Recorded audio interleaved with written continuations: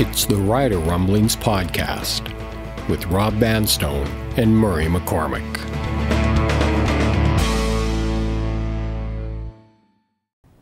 Hi, I'm Leader Post Sports Editor Rob Vanstone. I'm here yet again with the inimitable Murray McCormick, our esteemed football writer. Is that a compliment? No. Oh. And he's off to Calgary very soon for the West Division final between the Roughriders and Stampeders.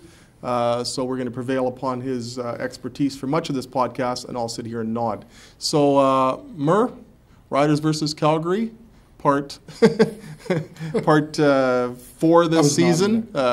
Yet another playoff matchup between the Riders and the Stampeders. What are your initial thoughts on what looms? I think everyone might have predicted this one at the beginning of the season, the Riders and the Stamps. We kind of thought both teams had done good things. I kind of leaned a little towards the Lions coming back. I was picking the Lions. So much for that. I can't remember back at the beginning of the season. Did I mention I was in Bradenton in Florida in April time? You did mention that in passing, and it's now on your business card. I think I'll think of that when I'm trying to find my way down from the press box on Sunday night, because it's going to be chilly in Calgary, -8 with the wind chills around 16 to 20 below. So I guess we shouldn't be surprised. Weather and football and CFL go together hand in hand. We all saw what happened in Guelph and between Hamilton and Montreal.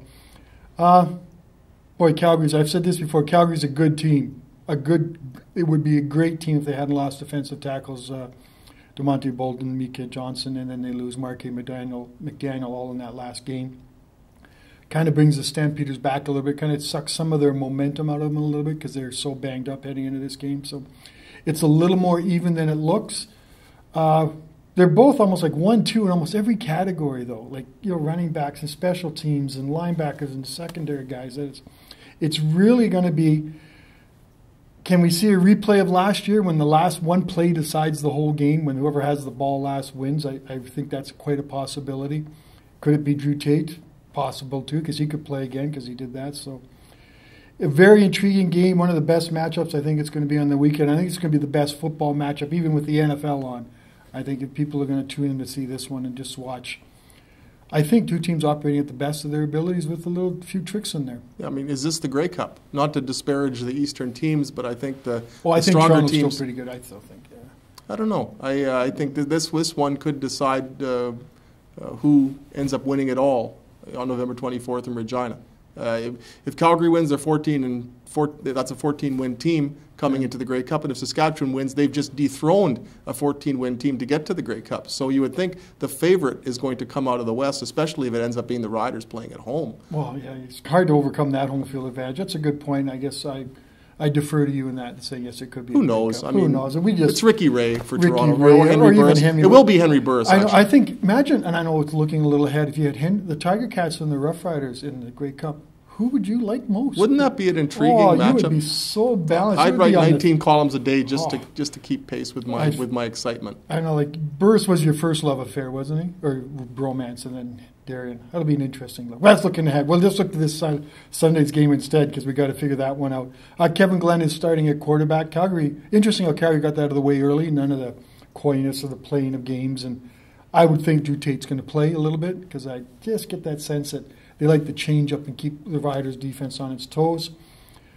I think the Riders' defense and Calgary's defense are both really good. 1 and 2 points allowed, as I said before. And the Riders get a bit of an edge on their defensive line now, looking at them with the Calgary's defensive tackles out, I think. And the way the Rider line played on Sunday, not a lot of numbers and stuff, but a lot of pressure, and Alex Hall was doing a lot of good things. So I think that might lean a little bit towards the Roughriders. A lot of bad history in Calgary, though, eh, Rob? A lot of bad history and some good history, too. I mean, They won the West Division final in 2010. What happened in 09? 09 wasn't good. But, I mean, hey, they won a playoff game in 1997 to get to the West final. They won a playoff game in 89 to get to the West final. They beat the Stampeders in Calgary in 2006.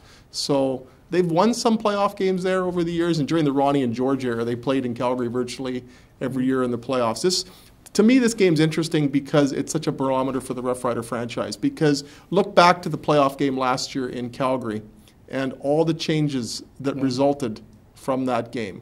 Even though the offense played well that day, George Cortez replaces Bob Dice as the offensive coordinator. On defense, even though the Riders' defense had allowed the second fewest points in the league last year, they overhauled it and brought in a ton of veterans, and they didn't want what happened at McMahon Stadium in the playoffs last year to recur. And so that's why Dwight Anderson is here, and John Chick, et cetera, et cetera, et cetera. And I think all of that was done with the Calgary Stampeders in mind. So here they are again playing in Calgary, where they haven't won twice since that playoff game. It's another test for how the reconstruction of this football team has fared. It's the acid test to date.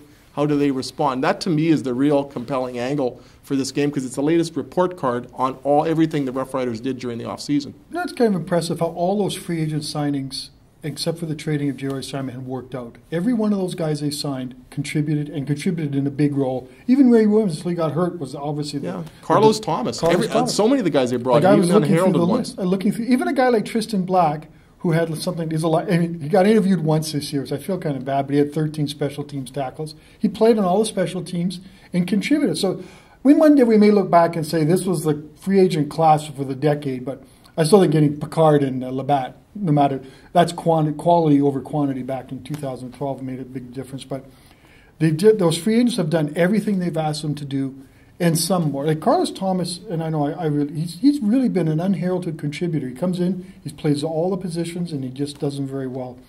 So I think that was Brendan's always told me, and you mentioned it earlier, I think, they always want to win the Grey Cup every year. Just because it's in Regina doesn't mean they don't want to win the Grey Cup any more or any less. It just makes it a little better to keep building for that. So I think to say they went all in with the Grey Cup, I think they looked at this team, and if its Grey Cup was being played in Toronto, they saw this as an opportunity to make those kind of moves and get to a Grey Cup. The fact it's in Regina just makes it a whole lot better story. And I'll be honest, I think the Grey Cup's going to be great. We know that.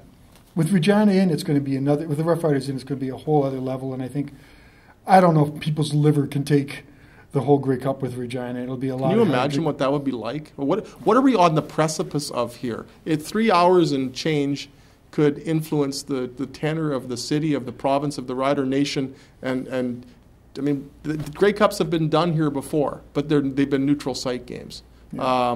What if the Riders are in their own dressing room during Grey Cup week? Can you imagine what this city will be like?